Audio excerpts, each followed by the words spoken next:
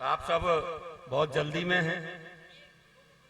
मैं एक दो मुक्तकों से आपसे जोड़ता हूं और एक बिल्कुल नई रचना आपके सामने रखता हूं। आप सब सुनने के मूड में हो, तैयार हो, में अपना मानस बना में।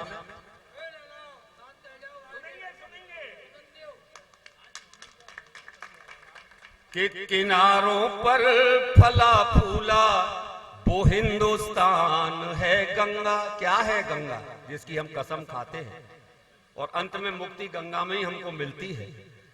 कि लाखों करोड़ों लोगों को रोजगार देने वाली गंगा की बात करना चाहता हूं, वंदना करना चाहता हूं। कि किनारों पर फला फूला वो हिंदुस्तान है गंगा।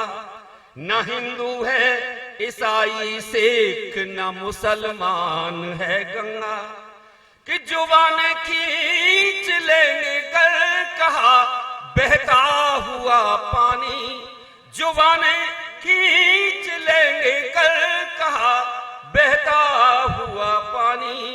नहीं है सिर्फ सरता हिंद की पहचान है गंगा। नहीं है सिर्फ।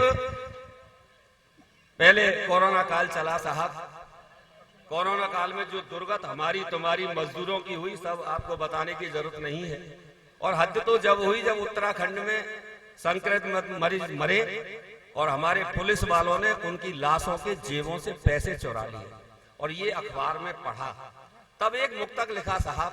और राजनीति की पोल इस 4 लाइन में खोलना चाहता हूं कि राजनीति के लोग हमको दर्पण दिखाते हैं और दर्पण में अरमान और सपने दिखाते हैं।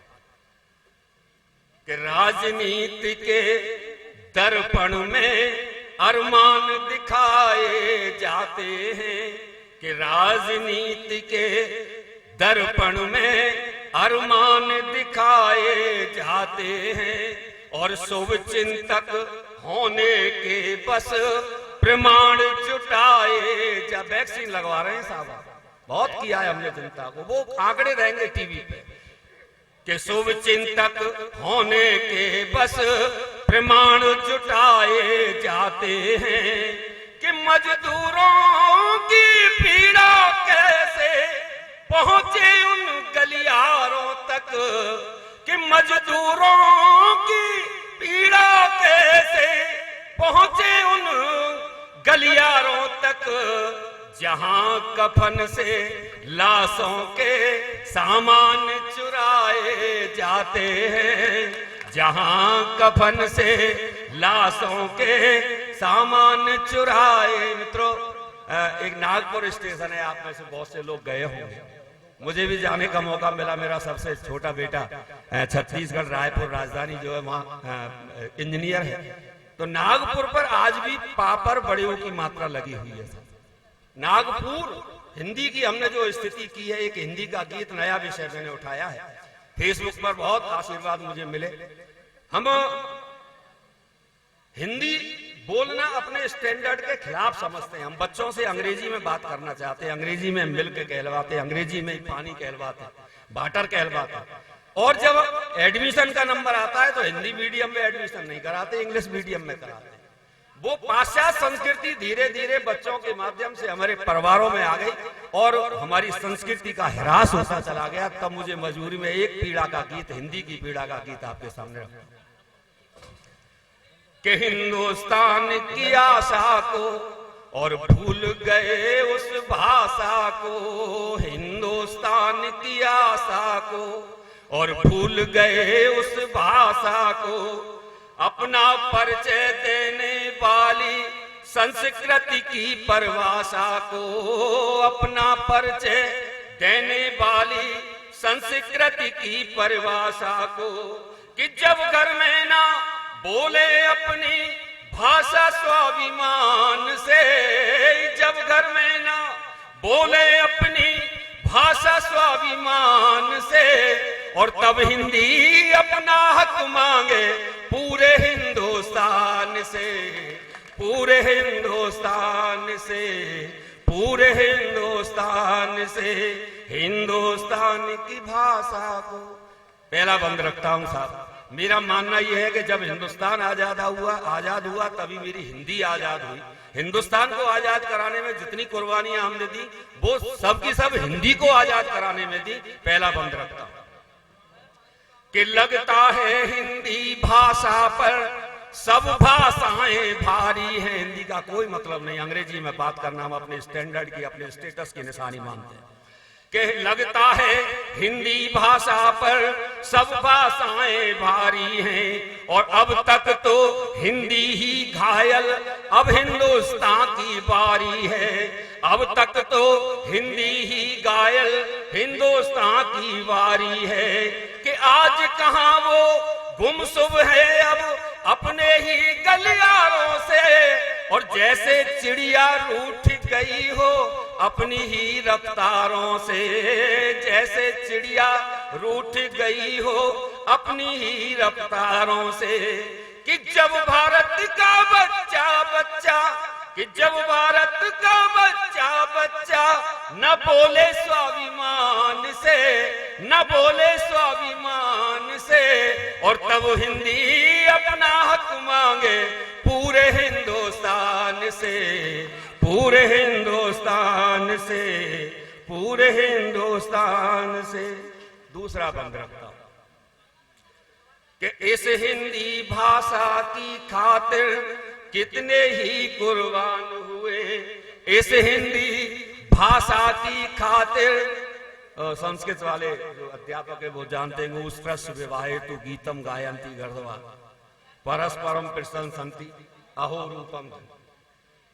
वो ऐसा मटोल जी हमारी प्रशंसा कर रहे हैं, मटोल जी कर रहे हैं कि इस हिंदी भाषा की खातिर कितने ही कुर्बान हुए और हिंदी अपनाने की खातिर कितने घर शमशान हुए।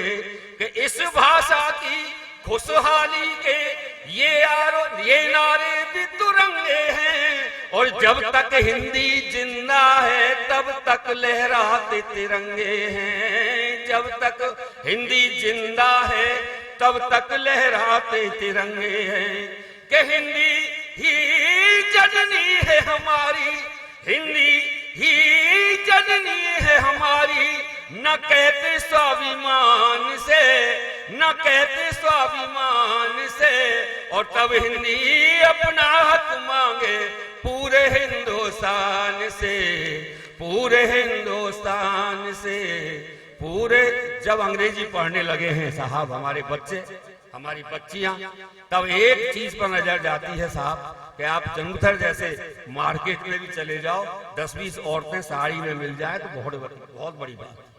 साड़ी छोड़ो सूट में मिल जाए तब भी कोई बात नहीं, लेकिन हमारी जो स्थिति है ड्रेस की, बाने की, पहनावे की, वो बिल्कुल अंग्रेजियत पर चली गई है। हम स्लीवलेस चुन्नी तो ओढ़ना ही नहीं चाहते आज की औरत। उस पर मैंने बयान दिया है। तीसरा अंतिम मंत्र रखता